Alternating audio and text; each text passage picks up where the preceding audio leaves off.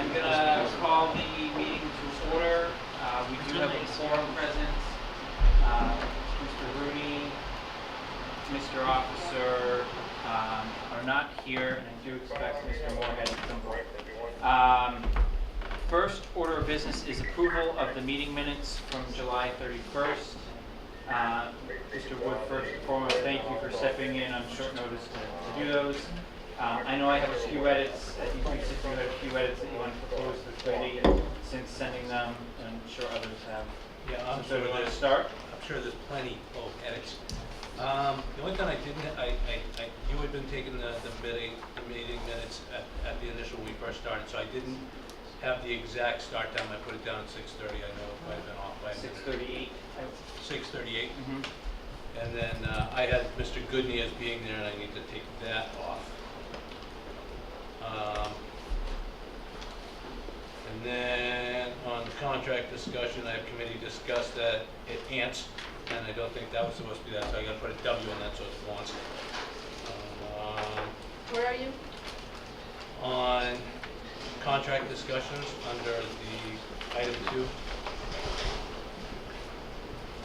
where I have K-Cook feels forced and most important for blah blah. And it says town council meeting, I have committee discussed that it ants to remove the 10% add-on to out of pocket. So I just need that was a typo, I need to change it to 1. And then on the last item 4, under the update, I had a standing item for 5 to 10 update. I need to just add minute. So that's what I had so far. My additional comments were Mr. Officer, we just need to add a line of who wasn't there. So Yep. Mr. Officer, Mr. Lyons. On item 1, approval of meeting minutes, I went back and reconfirmed my notes on the tape. We also approved the July 10th minutes as written. You made the motion. It was seconded by Mr. Rooney. The name John is J-O-N throughout. It should be J-O-N, not J-O-H-N. For my mother. Okay. For Mr. Lemieux, and I actually called your office to get the correct spelling of your last name. My name is John, so I figured I had a pretty good chance of getting that one right. I'll fix that. And then my only other item was bullet point 1 under item 3, where you mentioned we held a straw poll. I thought it was more of a discussion on everyone's views of our relationship with context. I don't know that there was a poll taken. I think everyone just shared their views of the relationship based on their prior experiences, and those members that were not members of the prior Public Safety Committee just echoed some of their thoughts about timing and lack of a need for change if there was no substantive issues. Is there anyone else that had changes to the minutes? Do you want to make a motion to? Oh, sorry. Go ahead. So these are minutes. Yeah. You're taking minutes tonight? No. That would be so cool. So under 2, where we talked about the addendum, it's an amendment to an addendum. That's what we're going to have. Okay. Then, I don't care this, but council is COU and SEL all the way through, so you just go in, you did like a council said and legal council. Gotcha. Okay. So that's not substantive at all. Okay, so stay on that first page, in qualified bids. Okay, so where we said that, because if you read this, you're going to think, I think you're talking about 4 qualified bids from architect. There's 4 qualified bids we're expecting, John said, from the general contractors. So just add 4 qualified bids from general contractors to that. Got it. So that's on the next page, and you may, what we're trying to say is, Mr. Rennie questioned the prospect of different hours between, Where was that? where's John? Rudy? No, where is John? I just want to make sure I'm saying his name right. Lemieux. Oh, there, Lemieux, right? First half of lemon. Okay, all right, it's Lemieux. There you go. Okay, so it's between Lemieux and Theron. So that's what we're worried about, the duplicate hours. So first paragraph of second page. So the prospect of duplicate hours between Lemieux and Theron, that's the two that we want to make sure didn't duplicate. Lemieux and who? Lemieux and Theron, Theran, and Lemieux, Ledens. Okay. Then the next one down, it starts with in Moorhead. What we're trying to do is confirm, so that very last, under Jason's piece of it, Nine said of one contract, and we have confirmation their hourly rates will remain the same for 3 years. So even though we're not signing up for the more expensive part of it, we wanted to make sure that the hourly rates of 95 and 165 wouldn't go up.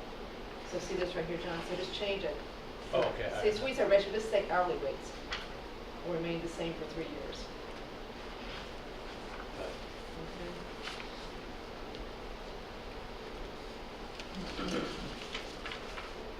That's it. You guys have any comments on the meeting minutes from last time? All right, so I'm going to make a recommendation that John take these comments, rewrite them, and then we'll just take a vote on them next time, just to make sure they get captured correctly. Yeah, I'll send the revised draft out later on tonight. Yeah, I mean, we're likely meeting next week, so it's not really much of a delay to get them officially posted, so. Next item is chairman's update. I added this to the agenda just because I found myself involved in many, I'll call it offline conversations, just people reach out with questions on the project, and I think it's important for everyone to understand what items I'm fielding and what may be coming down the pike. So I spent a lot of time speaking to Mr. Lemieux, and he'll give a more broad update, during his presentation. But we spent a lot of time going back and forth, as well as Mr. Purple, just making sure that everything was aligned, to make sure that, just in general, that these meetings are well prepared.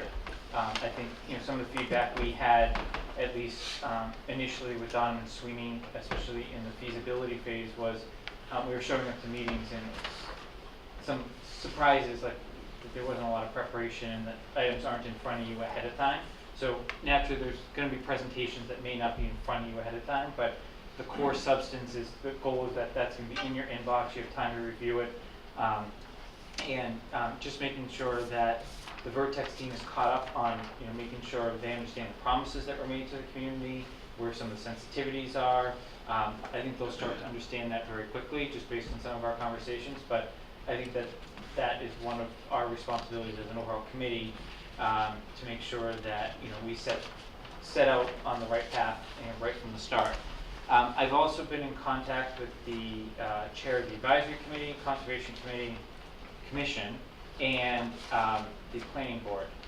The advisory committee has asked us to come in next week to just provide a general status update. I think it'll be very similar to the update I provided to the Board of Selectmen a couple weeks ago. And then Ms. Cook will handle the interim updates for the foreseeable future until we have a revised cost, at which time I think we'll post another meeting as a committee and go back as a unified group to make an update on that come sometime in the fall. Right around the same time we would also have updated the Board of Selectmen, if not sooner. In addition, the Conservation Commission is meeting tonight, and they're going to discuss whether they'd like to have kind of an informal meeting with us ahead of the formal permitting process, to kind of get some items they'd like to see addressed out on the table ahead of time, as opposed to having some aha moments. So they're going to officially discuss that tonight, but I think my general instinct is that we'll hopefully have an invitation to go talk to them. I have not heard back from the planning board yet, but I do think that they're meeting Monday night, so that might be an item they discuss, whether they want to come in before the formal process or not. Any questions on any of that? All right, Mr. Lemieux has a presentation for us, but I think in general, before we even get going, given your new face to a lot of people in the room, maybe just a little introduction. We all met Steve when he interviewed and you were on vacation, so I want to give you an opportunity to give you an opportunity to introduce yourself, Oh, your thank qualifications, and then feel free to come up and just roll right into great. the presentation. So first of all, thank you. We're thrilled to be here. As you all know, I'm John Lemieux now, John with no H. So I've been with Vertex since 2000. I'm a civil engineer by training, both undergraduate and graduate degrees in civil. I started the OPM practice at Vertex about 10 years ago and helped get it to where it is today. We're excited about this. A lot of my prior work with Vertex was in troubled construction projects. So before, I was with Vertex since 2000, so that's 17 plus years. Before the OPM work, we did a lot of work on troubled jobs. If you've ever heard of any projects in the area where contractors have been defaulted, Framingham had a high school that had an issue, contractor went under. Vertex is the company that was called to come in and do consulting for the bonding company. So that's how we kind of got into OPM work. We saw a lot of what made projects go wrong and said, we need to be doing, we need to be doing this work. So we got our first job back in, 06, 05 in Marshfield, and we've been doing it ever since. I won't rehash all of the stuff that Steve and Kevin went over with you at the interview. But again, OPM work is what I do. It's, I'm involved in project work daily. Do I do sales work? Yeah, I come to interview, I go to interviews, but that's about it. So I still enjoy doing the work. And as they told you in the, in the interview and probably through the follow-up, is that, you'll be seeing me at all these design meetings until we get this thing successfully to bid. So, any questions? Any of you? No? All right. So what I have for you this evening is kind of a, I'm sorry for you guys in the front row to spin around. Basically, as you know, we got a proposal from Context dated July 31st. Up until then, you have, and I know this is hard to read, but you've all been dealing with this cost sheet. Okay, this is the opinion of probable cost, I think is what they call it. And in there you have 3 different columns. There were 3 iteration dates: January 9th, January 30th, and the most recent one, February 6th. Don't worry, you'll be able to see it a little better on the next page. So what we're here to, boy, the focus is really bad. What we're here to talk about is basically what you all knew last time about what the soft cost from the design would be versus what came to you under Context Architecture's letterhead. Obviously, same firm, just new name. And the good news is the numbers are pretty much the same. So basically, the proposal you have in front of you had architectural and engineering fees at $1,390,000, had geotech and survey listed as an item for $40,000, and then had a lot of exclusions. The reason why they're excluded isn't because they're not going to do the work, it's just because it's not costed out at this point. But the good news for all of you is that it's already been calculated in your budget. So if you look at the February 17 last budget, there were line items for most of these things. And the things that weren't, there was an extra services amount, kind of an aggregated item put together. So you can feel confident that everything that Jeff is going to charge for moving forward has at least been talked about in the budgets he's prepared for you up until today. Does that make sense to everybody? And in fact, his proposal is even $2,000 less than the estimate he had in February.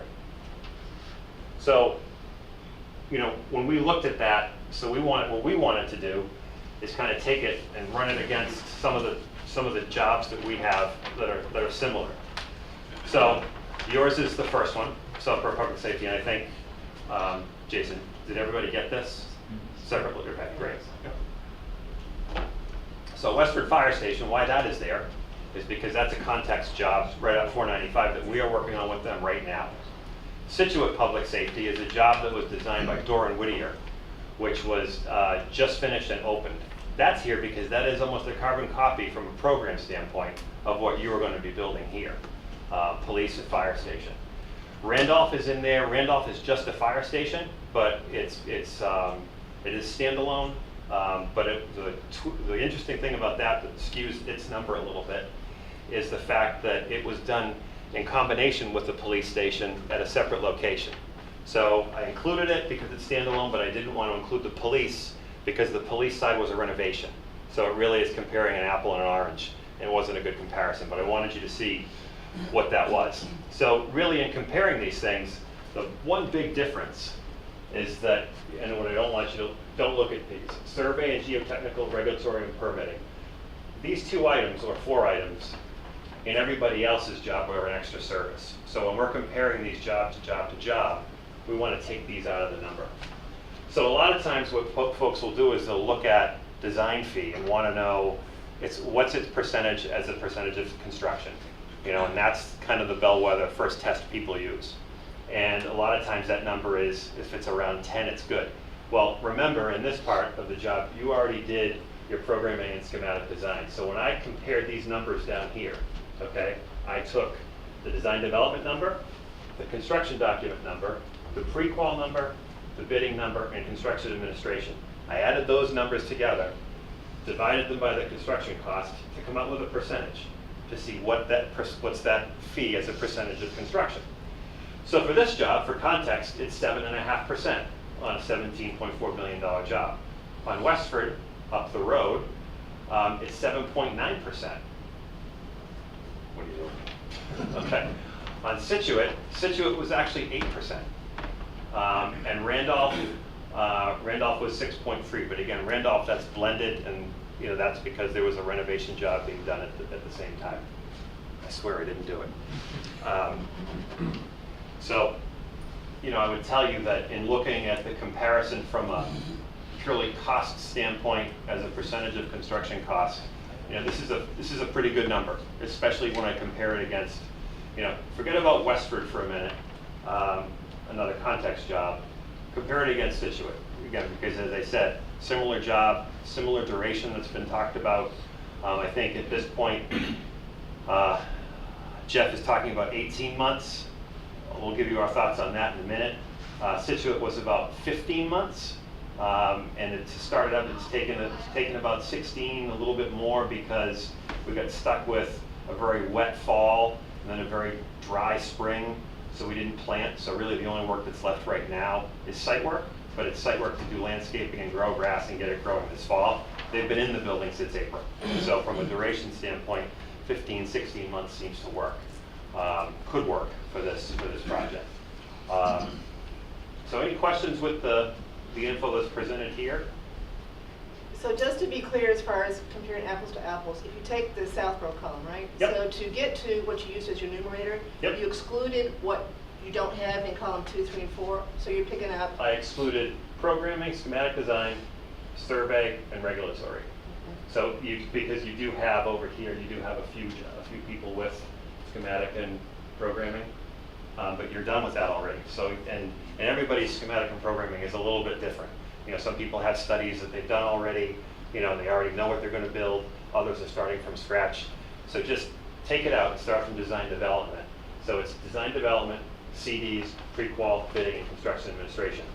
The only other job that had pre-qualification was Situate. They included that in their construction document number. They did not break it out separately. Okay, so that's 440 and 32 is 472 versus 418. But again, that job was bid 3 years ago. Though that contract was signed with Fernwood 3 years ago. Almost a year and a half, 2 years getting ready for construction, almost a year of design after schematic. So the second, more of a comment than a question is, I think the percentages do look pretty well, except that when you say, well, we're quite a bit better than at least the neighboring 2, you would think that there's some economy of scale as you get bigger. So we've got the biggest project of the 4, so I would think we would have the less percentage, and we do, except for what's over here, and I'm not sure. So the other thing I did, which I looked at, is I looked at design dollars per square foot of construction. Okay. And when I looked at that, sorry, I don't have that on here. I got it. You got it on the. Yeah, if you want. Did you do it? Yeah. So- I'll cheat sheet for you, Cheat right? sheet for me? Yeah. So we got 40. 461. How'd you break that up? I did total. square foot by price. So if we add in our previous spent money, we could lower it some. Yep. So, and this is about close to what we've been Okay, tracking. so 461 a square foot, well, is that construction dollar? You looking at, what did you divide here? In contingencies in here somewhere as well. Yep. These two. So you divided you divided construction by square footage. Correct. Okay, so that's construction cost per square foot. I'm talking about design cost per square foot. So if you took the 1.4 and divided by 35,000, how much is it costing us to design one square foot of space? It's like what I saw when I did that is Southborough was more expensive than Westford, okay, which is a job right up the street by the same architect. So I asked Jeff about that. I said, you know, what is it? What makes this job more expensive? And this may help answer your question as well. So comparing to Westford, you know, obviously it's a more complicated project. It's not just a fire station, it's a fire station and a police station. You know, fire station, a lot of the square footage is apparatus bay. You know, 20-something hundred square foot of bay, you know, you add up that square footage quickly. When you're talking about police, you're talking about detention, holding, booking, Sally Port, you're talking about a lot of other smaller specified spaces. Not that you don't have it on the fire side, but you do have a few more on the police side. The other thing he commented on about this project was that there's more scope to do over the entire team, talking about septic system for the school, as well as the building, working with the golf course, coordinating the activities between Mass DOT. You know, there's some other things that have to happen on this job that are going to require more management from a design side of the house, which makes a little bit of sense. He talked about Westford having a smaller fee because they use one less staff person than what they were planning on doing here. The other differences were in the area of design development and CDs. So again, this is just size of project, but it's just a data point. You know, they had 4 weeks of DD up the road and 12 of CD. They're going to have 10 and 16, so a combined 26 versus 16. And he did notice that, you know, that the design development phase of this will probably be a little bit longer than would be on a standard job because, you know, schematic was pretty quick to get something done, is my understanding. You know, quick, small fee, still did a lot of work for it, but, you know, you need to make sure it's right before we get off on the design development. So I'm sure we're going to ask that question before we start on DD. Okay, are we sure about all this before we get, you know, we kind of get rolling into it and moving the boxes around within the you know, the outline. So did that answer your question a little? Actually, it went the other way, because I would think the bigger the project, so my company here, there'd be some economy of scale. So yeah, you definitely would have more people on a bigger project. So the one that makes sense to me is probably 2 up here as far as why it might be more per square foot. So I just would think there'd be more of economy of scale than what you're saying there is. Ours is twice as big as West. Well, one of the things that I think we feel there should be some economy on, you know, he's got construction administration priced out at 18 months. You know, rate times time equals a total. I don't know if we agree with this time yet. You know, we talked about our contract, we did 16. We did that based on what we know from Situate. So I do think that if we speak to him, and if you have to agree to a number tonight, you know, you agree to a not to exceed number, but let us try to do some work on this 558 to bring it down. And then if we need it later, hold it in a soft cost contingency item on the budget sheet. So if the job does go 18, I mean, look, ultimate timing, and we'll talk about schedule in just a second, ultimate timing of when this job hits the street is important because hitting it in the spring like you're planning is great because then the reality of getting the building closed in the winter is very real. The closer you get to the summer, the less that happens. You know, the other thing too, you know, don't discount, and I'm not saying anybody is, but this level of work for the pre-qualification, it's a pain, okay? And it's hours that it's literally just churning through paper that are doing nothing for your design, absolutely zero. So if we were gonna, you know, if we actually truly wanted to compare apples to apples across these things, I would find out what the Situate dollars were for pre-qualification, take and strip those out too, because 2 of the jobs on this sheet have it, 2 of them don't. So those are just throwing the numbers off a little bit there as well. So John, are you suggesting that instead of a fixed fee of $1,430,000, that you fix everything but construction administration and do that one as a not to exceed? No, I think we do it as a fixed fee, but we tell them based on 16 months. give them a fixed fee, and then if, as we get through the design and we finally are sure what we're building and how we're gonna do it, if we truly think it's gonna take 18 months, come back to us with the 2 extra months of CA. You know, but I don't think there's any reason, his reasoning is that every time they put a shorter duration in, the contractors always seem to need more time. I don't know if I agree with that. Not if you can get this thing started in April, like we're talking about. Again, we haven't had time to sit down with them and really talk about it. He got home yesterday. You know, when I did get some information out of him when he was overseas for that previous slide.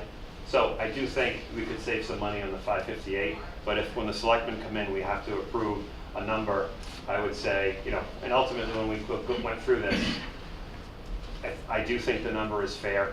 You know, are there fees out there you could find with a lower percentage? Yes. Are there fees out there you could find at a higher percentage? Yes. I mean, I think from what we know of them and working with them, I think it's a fair approach at this, with the exception of let's try to knock down that 18-month number a little bit. And not because of money. Just Not because of money, just because of I time. think the duration's unrealistic Yeah. right now, Yeah. until we are sure exactly what we're building. Yeah. You know. John, can you Yeah, just sure. flip back real quick? Because, I mean, Kathy, when I look at the numbers, just, I don't really think Westford's a good comparable, just because it's fire only, and, I only did it because it was the only, the I other know. contact shot we have is a Reno, and it completely doesn't work with them. yeah, but I guess what I'm trying to do is help resolve Kathy's question. And when I look at Situate versus Southborough, approximately $300,000 difference, but we're building 13,000 square feet more. Westford is only fire, okay, not police.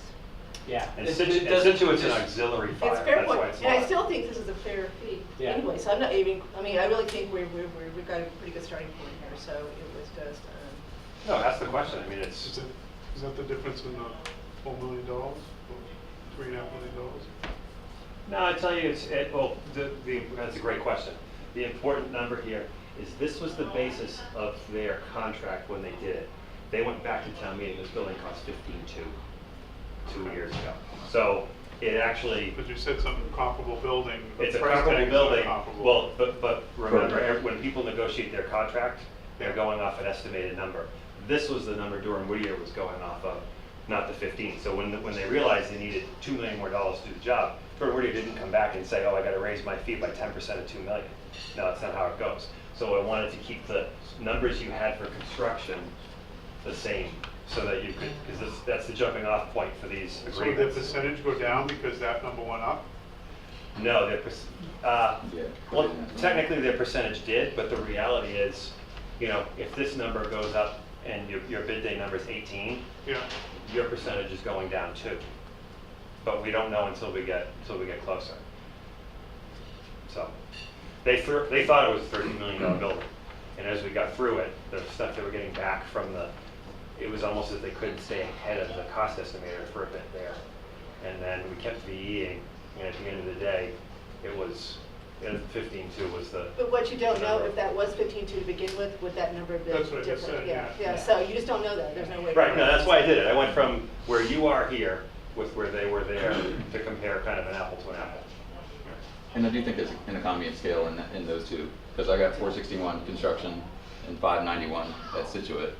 And if you tell me it's 15 million, it's more than 591 a square foot. So that does look like, I agree, that does look like there's an economy of scale between Correct, those two. So correct. that, you're right, I agree, those were the better comparison.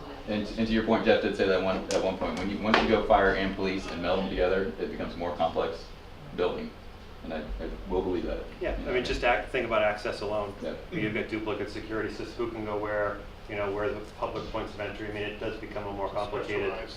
you know, as opposed to public entrance versus employee entrance. There's more than that.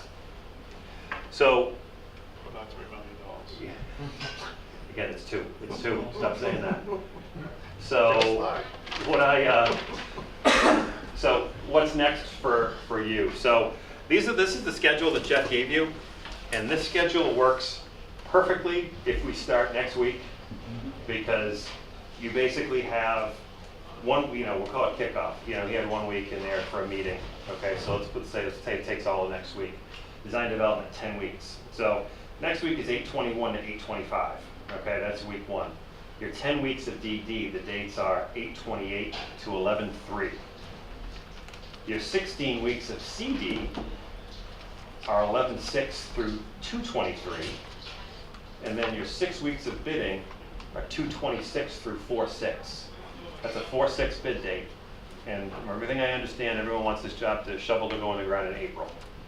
So, you know, that gives us not a whole lot of float time right now based on that schedule to do that. So I think it's doable. The only thing I'm going to want to talk to make sure Jeff understands is at the end of each of these 2 phases, I want my week and a half, 2 weeks to go through the drawings.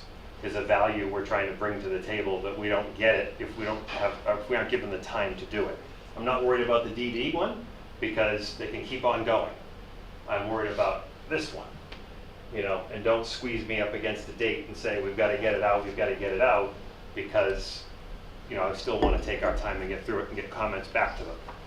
I know the guys talked about that during the interview, but that to us is important. You know, that's our contractor hat, trying to find the holes that we can find and find the things that don't coordinate perfectly.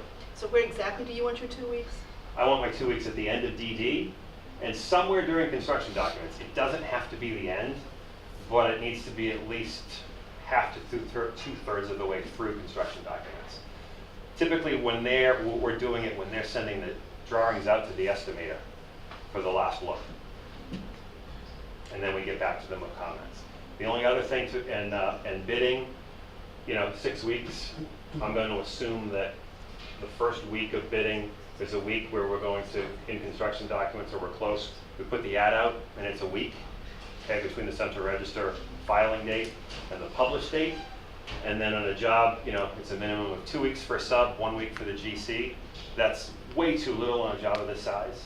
You know, you want 3 or 4 for the subs and 1 to 2 for the GC. So, you know, where I'm saying we're bidding on April 6th, you know, that's a Friday. We probably would never bid a job on Friday. But, you know, I'll reserve a wiggle room week in there in case anything pushes.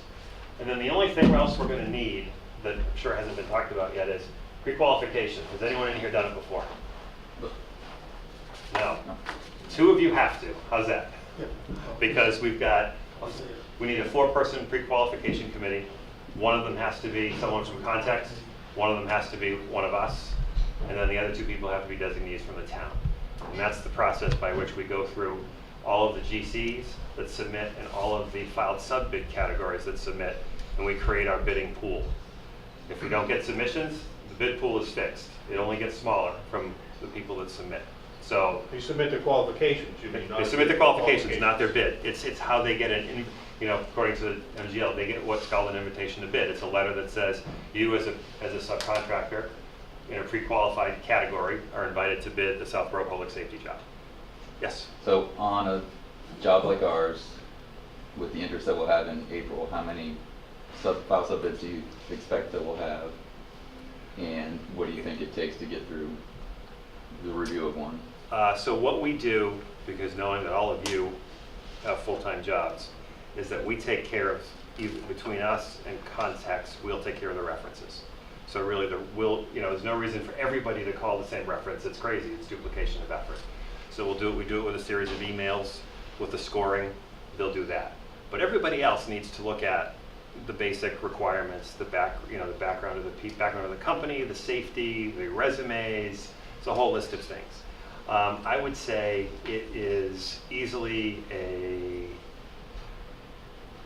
for you guys, 10 to 20 hour commitment, you know. Total to review everybody. Just to review. We're doing all the paperwork. We're filling out the score sheets. We'll get them ready for you and all that. We'll give you paper, just fill it out, then you'll feed it back to us. We'll put it into a master spreadsheet that will kick out failed results for one reason or another. People fail for forgetting statute required things like their DCAM certificate or their update statement or their bonding company letter that, you know, that says they have the capacity to bid the job, things like that. Or they fail because they have insufficient scoring on an item.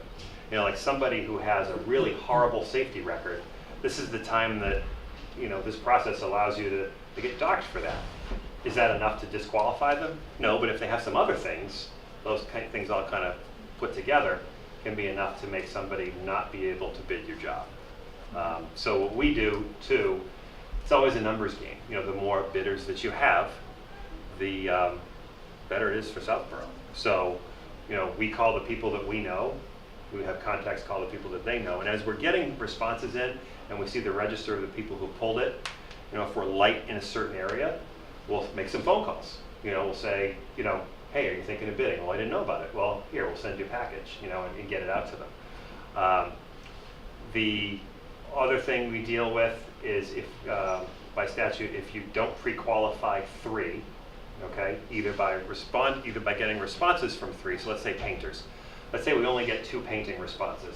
We have to put it out again, okay? So again, we want to start it early enough in construction documents that we give ourselves a little buffer so that if we have to put it out for another 2-week process, you know, 1 week to wait for the ad, then the 2 weeks to wait for the response, that we have the ability to do that and we're not tripping over ourselves with the, you know, the bid deadline that we want to have.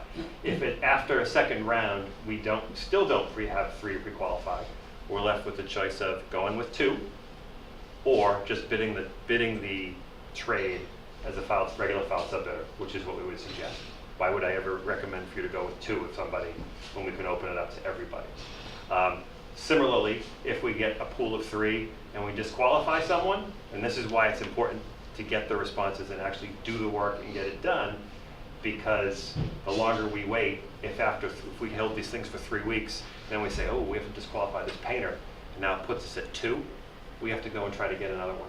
So now add the 2 weeks again from that point, and now we're 5 weeks out, 6 weeks out from when we started the process. So when we do it, and whoever's going to volunteer to do it, just know that when we do it, we got to kind of jump on it so that we don't, you know, we don't burn too much time, because it only hurts us, you know, in the end. And we've had numerous occasions where we haven't had enough. Elevator people never submit the packages, ever. We send out the second, they never submit the packages, and they may not even submit a bid. So there's been times when we've had to just have the GC, you know, carry a fee for the elevator, and then deal with that after the fact, which it happens sometimes. So again, it's just part of the process. It's built in here, but I don't want to undersell it from the, you know, Jeff has it as concurrent. It's concurrent, but really important. It's a separate track. You know, it can happen independent of everything else that's happening with the design. We just want to do it at a time that's close enough to bidding so that when they get the invitation to bid, it's not 4 months away that the bid is happening, because then you get an improper feeling of who's going to bid your job. Someone gets 2 or 3 jobs in between the time you give them the IFB and the actual bid date. They may change their mind and not bid because they got other projects. So we want to keep that kind of close to keep their interest. So we know that they are truly interested when they submit the package. How many sub bids are there? 13, 17? It depends. I haven't seen the estimate, but it can be anywhere in there. For any of the defined filed sub-bid categories, any of them that are over $20,000, that trips, in the estimate, that trips it being a filed sub-bid category. So the ones that are always in there, electrical, MEP, fire protection, painting, roofing, masonry, miscellaneous metals, resilient flooring, tile, metal windows. all in there. They're Metal all windows in if we have metal windows. But like drywall. Drywall isn't a filed sub-bid category. Sheetrock isn't a filed sub-bid category. But plastering is. So if you've got, you know, if we decide to do plastering in the building instead of drywall, you know, it's a category. So really that's a function of a later, once we get through design development, once we get that estimate, that'll be the estimate that we use to decide, or that will be the estimate that decides. We don't decide, the dollar values decide which are filed sub-bid categories, and then we know, okay, here's who we have to pre-qualify. So, Mike, I'm confused. When the 10 to 20 hours that the whole committee will need to spend to review, we're reviewing what? The GC final bids or individual bids? No. This is, so first of all, it's not the whole committee. It's 2 of you. On the pre-qual. 2 of you. I'm going to drop a stack of stuff on you. That's just a pre-qual committee. That's That's all the we're pre-qual. talking about. Yes. Okay, never mind. Yes. You want nothing to do with that. And we'll sit through those and, like Yeah, you said, eliminate some or find out who is going to get The reality is you end up eliminating very few. The biggest thing that will do it is somebody who is careless with their submission, or if there's somebody the town has had a history with that they just cannot fathom working with again. And a past history is a legitimate reason to say no to somebody.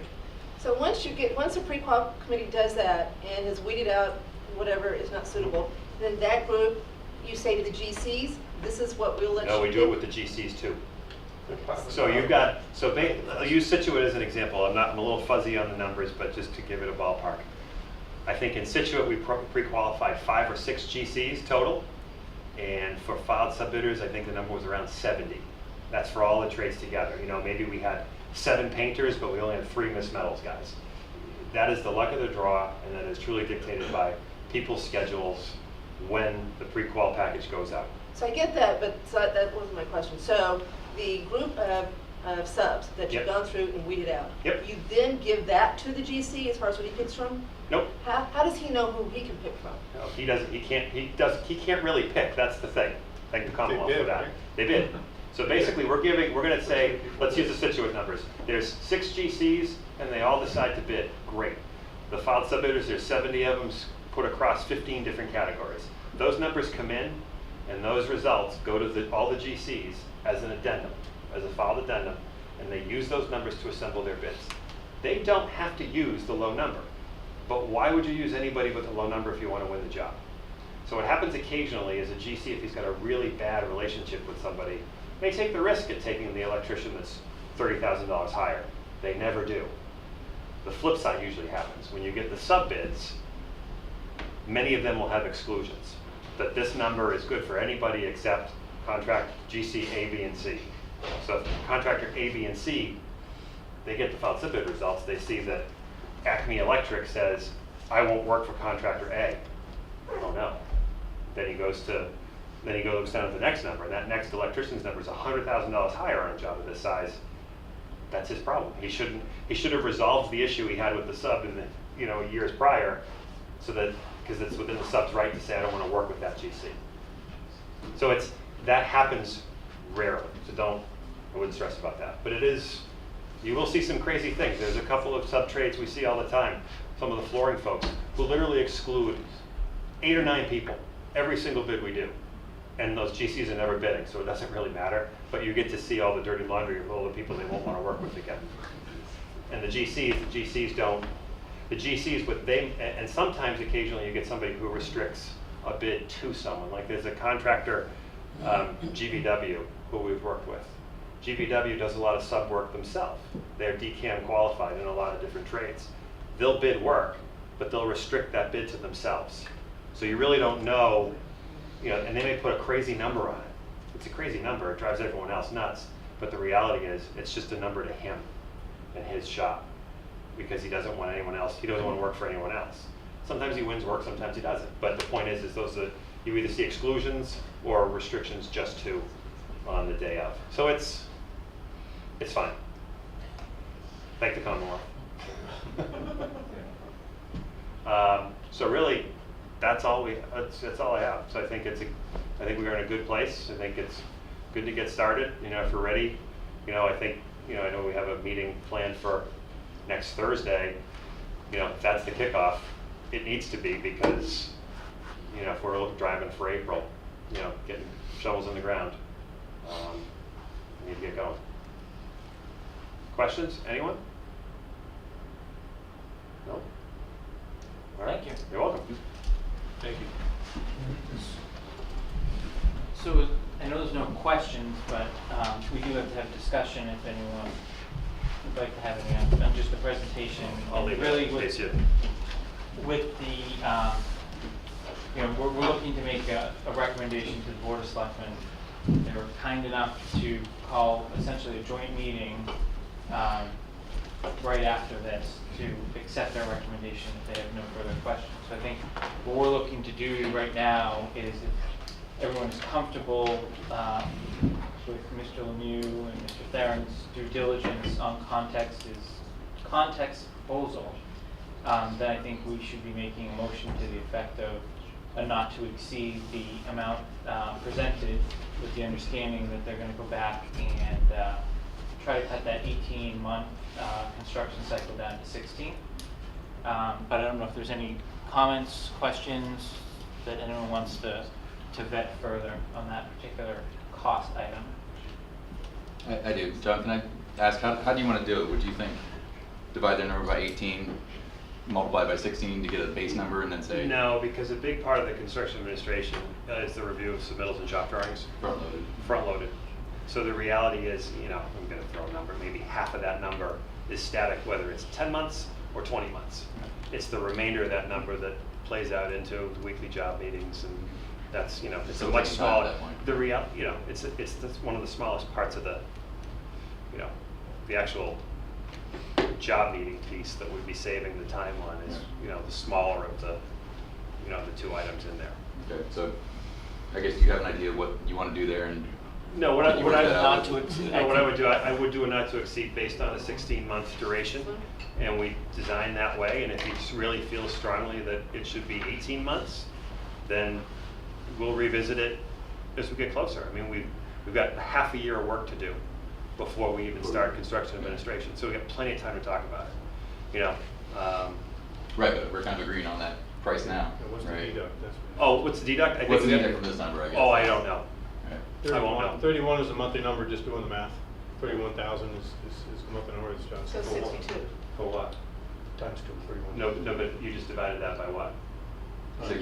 You can't divide the 550. That's what I'm saying, then you just discussed the front-loaded Yeah, so it's, component of that. you know, so it's maybe, something less maybe than we that. saved, you know, look, 25, 30. 25, 30, yeah.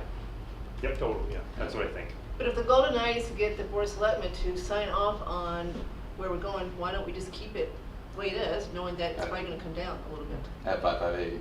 I think it's a not to exceed. Yeah, with Amount. the understanding that we'll agree to a fixed fee number with context based on 16 months. Number to be determined. I mean, I just, you know, I wanted to have that discussion with Jeff, and I tried, just couldn't reach him today. Yeah. So, I mean, I'll have it with him tomorrow. Get a number back to Jason and Mark, you know, and then you know, we also didn't talk about the amendment, The actual contract. the actual contract itself, so. Is there anything No. the committee had it in front of them. No, the only thing you know, in looking at the contract that they had, my only question about the contract that they have in place, you know, it's not a standard design contract, you know, so things about like the coordination of those other things that are inferred, how does that get memorialized in there? You know what I mean?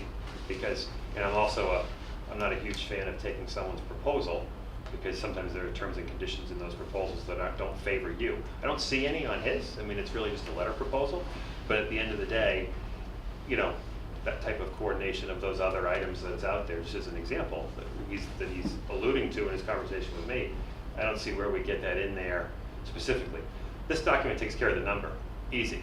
But where it's not an AIA per se, which are obviously very architect friendly, but there's a lot of detail in those about basic services, extra services, what's in, what's out, that kind of stuff. So, you know, we can attach his his proposal to it. I mean, I don't think there's any harm in it for this. It's got durations, it's got other stuff, but I just don't know if it says enough, you know, about those other things. That clearly were conversations that were had with you folks before we got on about what you're going to expect from him with all the other things that are going on, you know, while this job is, you know, just the building is being built. And that language you put in the amendment? I think so. Yeah. I do. Who drafted this? Me. Jeff, you did? Yeah. It was one that we've used for our services. I won't lie where it's from. It's the MSBA's agreement that lots of cities and towns have stolen from, and we've had used with us a number of times. It's straightforward. You know, here's what the numbers were before, here's what they were after. So I do think we could add a little bit of language to that. So Jeff hasn't read this? Beef it up a little. No, Jeff hasn't seen that. Nope. I mean, how we get it done, I mean, I'm sure we could, you know, Mark and I could get it done with him quickly, and if council has to be involved, fine, you know, but I think the important thing for all of you is the number. And if we're solid on the 143 minus some give back for 2 months of CA time, that's the important mark, and we can get that done pretty quickly. from here. But do you think that includes everything that would have been in an original contract? Because we're amending the first proposal for the feasibility study, so we want to add back in everything that would have been in the original contract into this amendment. Well, it's, to me, it's in there because you talk about, you've got the original amount for 25 that's in there. That's the reference to your original agreement, and the date that's on there too is the date up top. You guys talked about, I think the date is referenced. So an original agreement's referenced in there. So whatever was agreed to there isn't changing. Right. We're adding to it this new stuff, and if we need to reference the 4-page document that he wrote, I think that's probably smart. And then we put in a catch-all about it's understood that you'll also be coordinating the following activities. That he was very forthcoming. I'm not saying he's not going to do it. I just don't know where. I didn't really see it anywhere. So I want to make sure that we are specific. But Where it's did you out there. expect to see it? Oh, just in a, it's coordination items. It's coordinating other things. So he doesn't own the DOT and the traffic signal, but if we don't coordinate with it, where does the electrical line stop that powers the signal box? There needs to be that coordination. So you can say you don't own it, but we still need to know that we're going to connect the dots and make sure that the designer of that project talks to us and there's no redundancies or gaps. We don't want to pay for it twice, and we don't want to end up nobody owning it. So we need to make sure that that coordination is taking place. Just a couple statements to say that those things are. Does that at an additional cost? Well, No, it's just coordination. Because I thought I saw in some of the documents, all these things were excluded. The design was excluded. So use the traffic signal as an example. Yeah, The traffic signal design work is excluded. okay. He doesn't own that. You're going to hire a traffic But company he to does do own that. meeting with the people. But there needs to be a coordination, and we'll be part of that too. Okay. But, to make sure that where the line is drawn on his drawings and his limit of work stops, that we make sure there's a good handoff with the DOT drawings for whichever contractor is going to put in the signal on As the long as state, we on don't the get a state bill road. for all these extra things that he had to meet with No. these people and. No, and that's. That wasn't included, and it should be, the meeting should be included. No, and I think when I asked him about the fee difference between Westford and Southborough, he said there's a greater level of effort expected in Southborough, including, and he referenced all of those things. And when he said it, I was questioning, that's great, but where is that in writing to make sure that you guys are secured to know that he's going to do that? Because we put a list, I think. You've clearly had the conversation with him, Yeah. but let's put it down somewhere. Do you think you'll have that resolved by the time we meet next week? Oh yeah, absolutely. In writing? Yeah. Yep. So just to be clear, because when I read this, I thought, oh my gosh, this is so skimpy. Okay, so you're saying, it is skimpy, and we're going to flush out what's in, what's out. We're going to make sure all of the subcontractor things that are listed here, it's going to be clear that those are extra, right? So we'll know, we really will we just know what they're expected to do. There shouldn't be any quibbling over it as far as Correct. that goes, because that's what we don't want is, Oh, I agree. we want 143, 100%. whatever the number's to be our number, right? So whatever language we're going to get in here to make Well, sure yeah. that it's clear what we expect. I just didn't know if we were going to start with a new agreement, which we could certainly do as well. I'm going to speak to him and see what he's comfortable with. Is there another agreement that we could? This is just an idea. But again, not a lawyer. And a lot of times truthfully, I've seen beefier first agreements for feasibility that take you through a point and say, it's got more stuff in it, but says we're only contracting you through feasibility schematic. And then if you move ahead, the rest of that agreement is there, and then it's only a leap on the price. This agreement doesn't have as much of that stuff in it. So we can get there. I just, again, not having had the chance to speak with him about it, do I think we can get it done in a week? Yes. That's your job to get it evened out. Yep. Yep. I mean, I'll get it from him, we'll get it to him, we'll get it to council if we need to, and come here with something final next week. Because if you agree on the number tonight, next week is the kickoff meeting. We're having that first meeting, because he's starting DD the following Monday. So, we're not the attorneys for the town. We're not in charge of contracts. We got involved with the contracts for Vertex just because we had to have someone on board to help negotiate some of these things for us, right, by statute. So my view, and I think the only responsibility of this committee is to vet and make a recommendation on the cost to the Board of Selectmen and then they should make any sort of directions that they have, you know, to Mr. Purple to work with whoever they deem appropriate.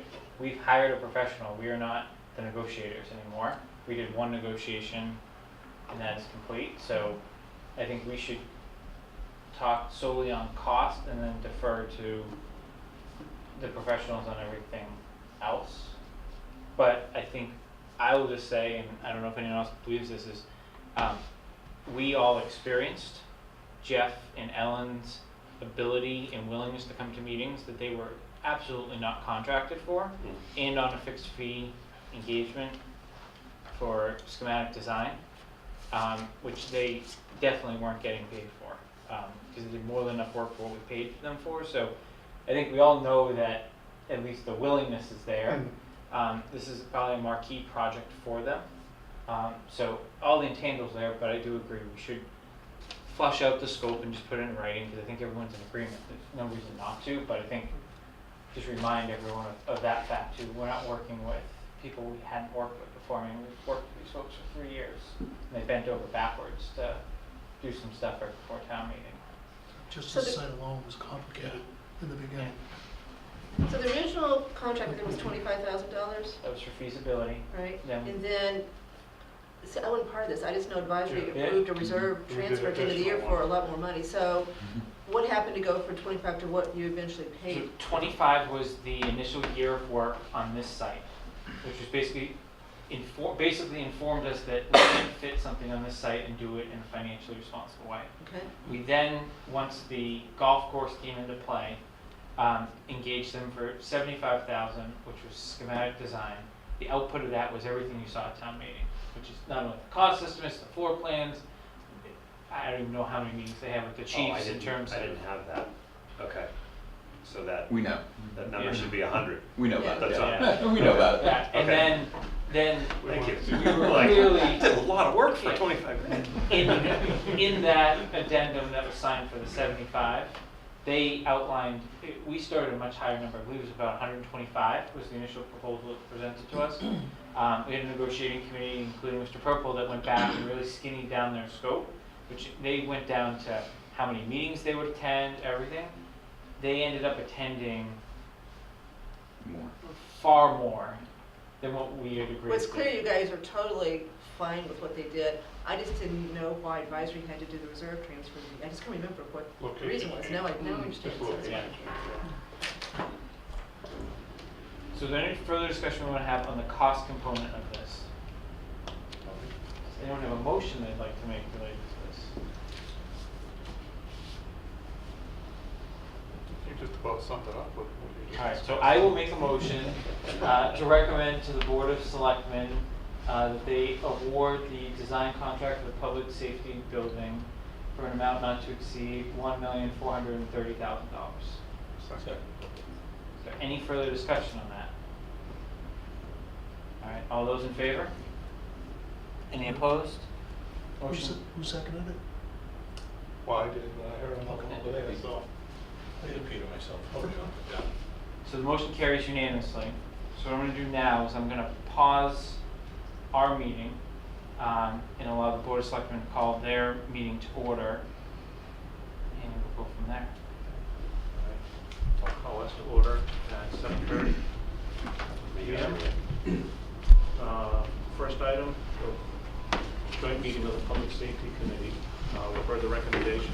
Is there any other questions, comments? Is there a motion? All documents will be reviewed by town council.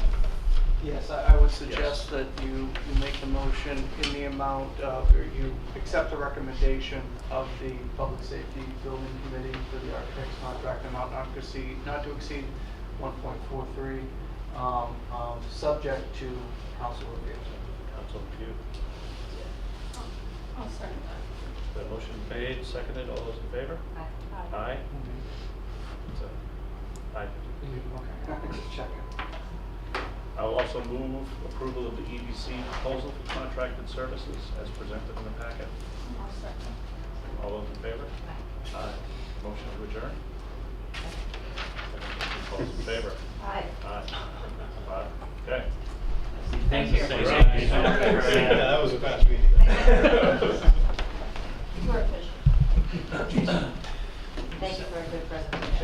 Yeah, we're all set. You can turn the lights. Okay. So thank you, Board of Selectmen, for accommodating the schedule.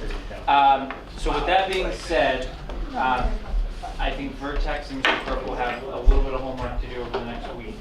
But with that in mind, I think what our committee needs to shift our focus to is the schedule, which we got our, I'll call it our 10,000 foot approach, but I think what I've asked John to come with a joint agreement between him and Context next week is a much more detailed schedule so that we can chart our meeting schedule. I think that worked really well during schematic design. I thought it was going to work well the last couple of weeks, but the timing got a little fumbled up and went from Mondays to Thursdays. But What Jeff has done, and what Jeff did in Westford, which worked really well, is they had a schedule of working group meetings versus PBC meetings.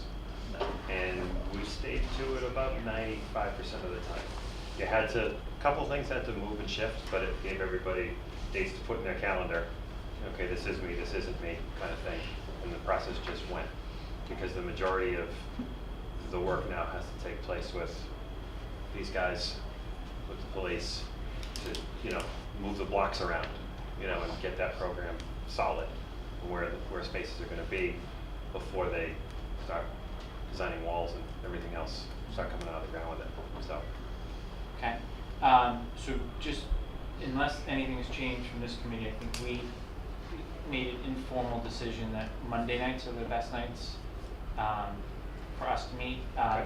Mainly, Board of Selectmen meet on Tuesday, so we have 1 to 2. items we need to get on their Sure. agenda, and advisory meets on Wednesdays, so we're here from advisory representatives. So just when you working up the schedule with Jeff, I think I would look at Mondays as the day of the week, unless there's That's fine. some circumstances. We'll have enough time that we can be flexible. Yeah. The one thing I think this committee certainly discussed, but I'll kind of indicate where I'm leaning, is John spent a lot of time talking about what's going to happen for pre-qualification and our need to officially nominate 2 people. And he just indicated that they're going to be spending an extensive amount of time with the police chief, the fire chief, and respective members of their departments to kind of make sure how the structure is going to come out of the ground. I think it is critically important that we, as the resident appointees, have some level of participation in those meetings. Anyone that was on the Public Safety Study Committee will remember that there was certain accusations that certain people were designing it with selfish desires, etc.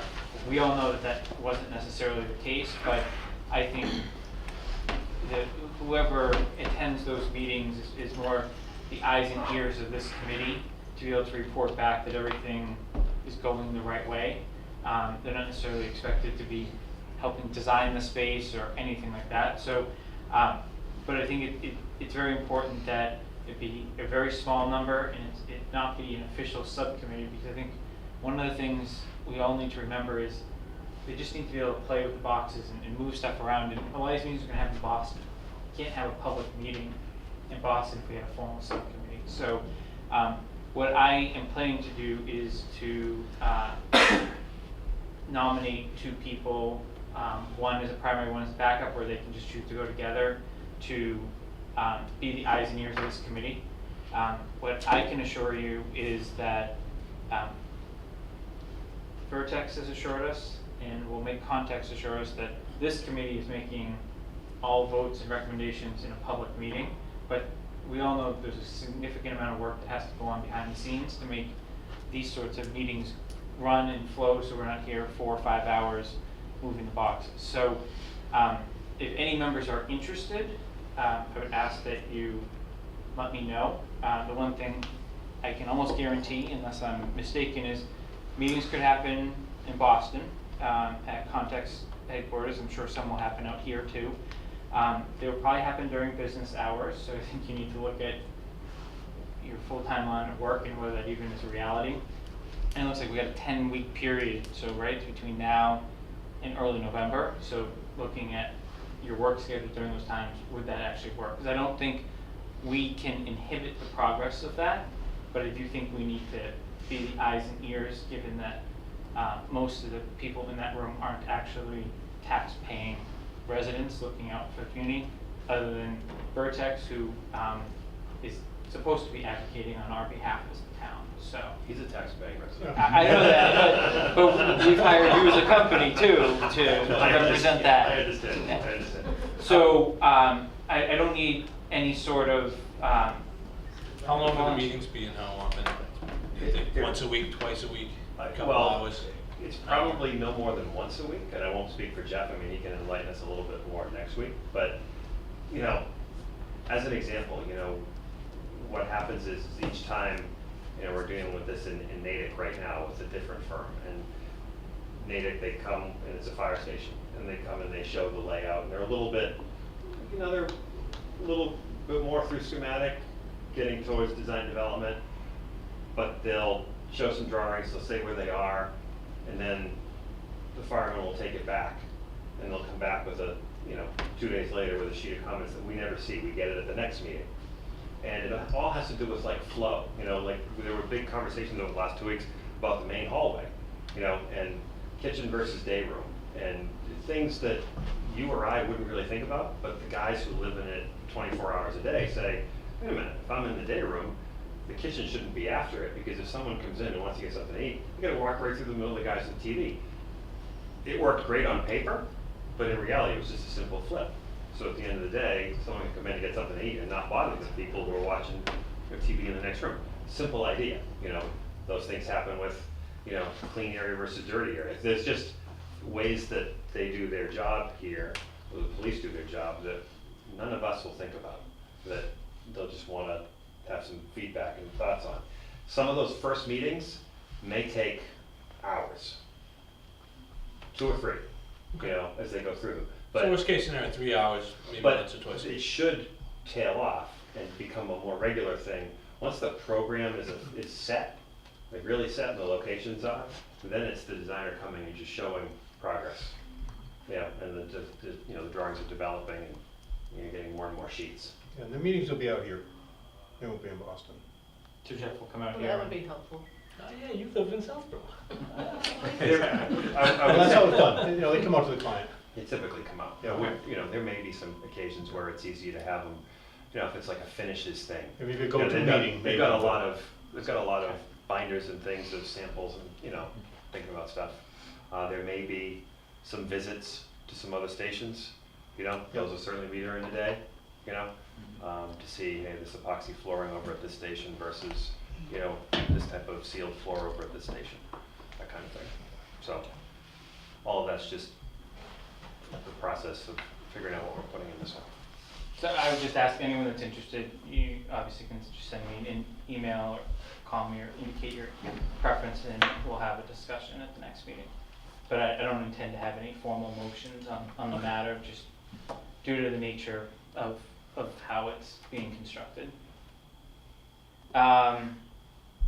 Any further comments on that piece? Mr. Purple, I know the golf course committee is formed. I didn't see any public meetings posted yet. Is there an It was update just on posted this evening, Mr. Chairman. Oh, great. So, next Tuesday evening at 6:30. Okay. So the committee members have I think all but one are able to make it next week. Did not hear from Mr. Rooney, and I think I don't know if he's still on vacation at that point, but it'll be for the committee to get up and running and get going. I've been having conversations about the management contract for the golf course. Most of those conversations have been happening with bond counsel, because if our management contract is not structured in a certain way, the bond for the purchase of the golf course becomes taxable, which means it's going to cost us more. Some communities are willing to do that. I'm not sure that we're willing to do that in this case. So working with them on how we need to structure that contract, because at some point we'll need to enter into one. The existing contract that St. Mark's has with New England Golf expires on October 31st. So that's going to be the first thing for the committee to begin to take a look at, some continuity in that respect, and you know how that's going to work, and then we can begin to move forward. Obviously, working with this committee is going to be paramount, and something that I'm sure we'll have a lot of discussion about between the school and the golf course, and as it all relates to the new building in the middle.